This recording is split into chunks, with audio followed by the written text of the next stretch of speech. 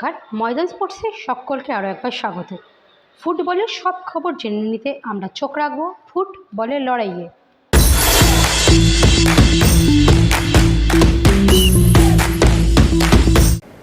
আজ 9/6/2025 বাগান নির্বাচনে মনোনয়ন জমা দেওয়ার শেষ দিন। দুই শিবিরের মধ্যে সমঝোতা হয়ে যাওয়ায় তাই 9/6 হলো না দিনটা। সোমবার দুপুর থেকেই বাগানে মনোনয়ন জমা দেওয়াকে কেন্দ্র করেছিল টান টান উত্তেজনা। মোতায়েন ছিল প্রচুর পুলিশ। 3:30 নাগাদ বাগান সচিব পদপ্রার্থী হিসেবে মনোনয়ন জমা দিলেন সৃঞ্জয় বসু। বাগান জনতা কী চোখে দেখছেন এই সিলেকশনকে? ক্লাবে এত বছর আমরা ইলেকশন আসছে আমরা করতাম, আনন্দে ভোট দিতাম, একটা পরিবেশ ছিল আলাদা, সবাই আনন্দের সঙ্গে ভোট দিতাম। তো সেটা বন্ধ হয়ে গেল একটা গণতান্ত্রিক পরিবেশে। খুবই খারাপ লাগছে। দেখুন, আগেরবারও ইলেকশন হয়নি, সিলেকশন হয়েছিল, এবারেও তাই হলো, তার পুনরাবৃত্তি ঘটলো। তা কী বলবো, মানে আমরা টুটুবাবু এবং টুম্পাইদার হয়ে ইলেকশানে খাটাখাটি করছিলাম, ইশতেহার বাড়ি বাড়ি পৌঁছাচ্ছিলাম, ভোটারদের সঙ্গে যোগাযোগ করছিলাম। হাওড়ায় বিভিন্ন জায়গায় মিটিং হয়েছে এবং হওয়ারও আছে, কিন্তু আমরা হতাশ। একটা ভোটের দিন মোহনবাগান ক্লাবে যাব, নিজের গণতান্ত্রিক অধিকার একটা সাধারণ মেম্বার হিসাবে ভোটাধিকার প্রয়োগ করব, এইটা একটা খুবই আমরা হতাশ। আগেরবারও ভোট দিতে পারিনি, এবারও ভোট দিতে পারিনি। আমরা জেতার ব্যাপারে 100% আশাবাদী ছিলাম যে টুটুবাবু এবং টুম্পাইদার প্যানেল জয়ী হবে এবং আমরা ভালো করে সেলিব্রেট করব, আনন্দ করব। আমি কাউকে ছোট করছি না, কিন্তু আমরা হতাশ। হিসেব মতো আমরা জিতে গেছি, একদম কনফিডেন্স জিতে গেছি। কে পঞ্চায়েত হয়ে টুটু বসের সৃঞ্জয় বোস। কিন্তু আমার দুঃখ কথা, আমার জিতেও হারলাম কেন? এই কার্ডটা করলাম, কার্ডের কোনো অধিকার নেই, আমি আর ভোট দিতে পারবো না।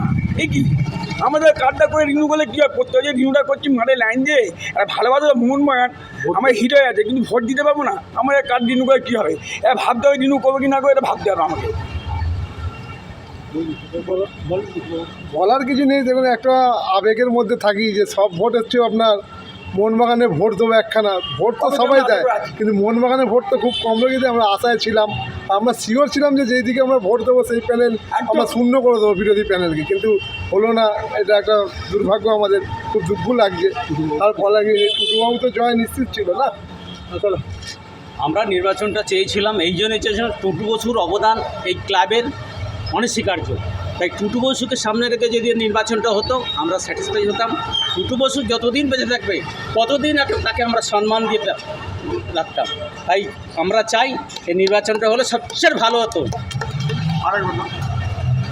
আর একটা আমার অনুরোধ, আমাদের লেজেন্ড তো টুটু বোস, উনি যতদিন বেঁচে আছেন ওনার জন্য কোনো সাম্মানিক পদ সৃষ্টি হোক, উনি যাতে থাকেন আমাদের মনের মণিকোটা। টুটুবাবুর জন্যে কোনো সাম্মানিক পদ সৃষ্টি করতে হবে, এটা আমাদের দাবি।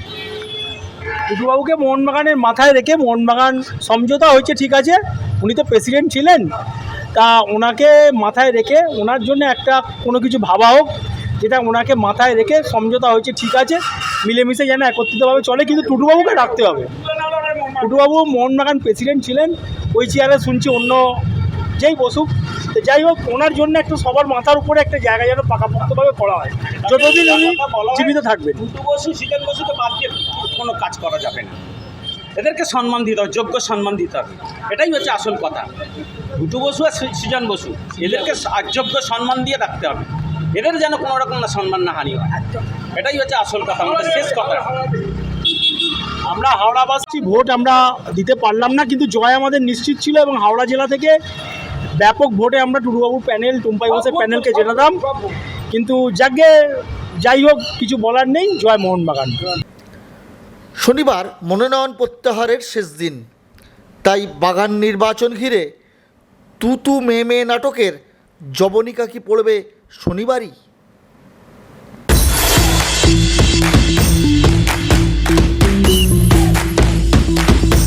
ভিডিওটি ভালো লাগলে লাইক করুন, শেয়ার করুন, আপনাদের মতামত কমেন্ট করে জানান।